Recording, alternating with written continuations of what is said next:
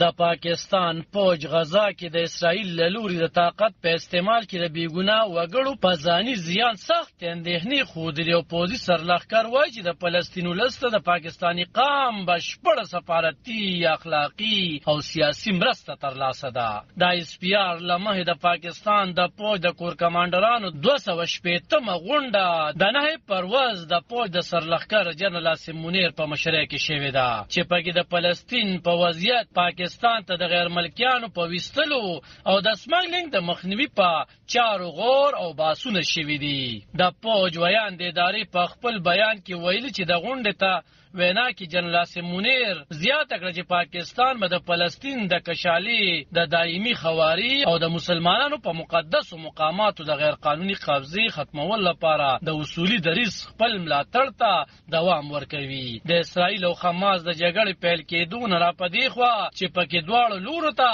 په زرګونو کسان وژل شوي او په زرګونو نور جوړل دي. په پرلپسې ډول پاکستان کې سیاسي او مذهبي ګوندونه د اسرائیل په ضد احتجاجي مظاهره کوي او د پاکستان له حکومت نه غوښتنه کوي چې د فلسطین په کشاله کې باید د یو پریکړې دریځ سره مخې ته راشي. د پاکستان نگران وزیر اعظم انور الحق کاکړ تیره هفته په ایکس پخواني ټویټر رسنۍ لیکلي وو چې په منځني ختیځ کې تلپاتې صلح د دوه ریاستونو په جوړېدو کې ده چې پکې فلسطین یو باضابطه خپلواک ریاست دی چې بنیاد یې 1980 کال څخه وړاندې په سرحدونو دی. د بهرنیو چارو نگران وزیر جلیل آباد جیلانی خو ویلي چې موږ له فلسطینیانو سره ولاړ یو او د اسرایلی اشغالګرو ځواکونو لخوا د تاوتریخوالي او ظلمونو د سمدستي پای ته رسولو غوښتنه کوو. ایس پی آر وایي چې د پوځ سرلښکر جنرال عاصم منیر د کور کمانډرانو په غونډه کې پاکستان نه په غیر قانوني توګه د میش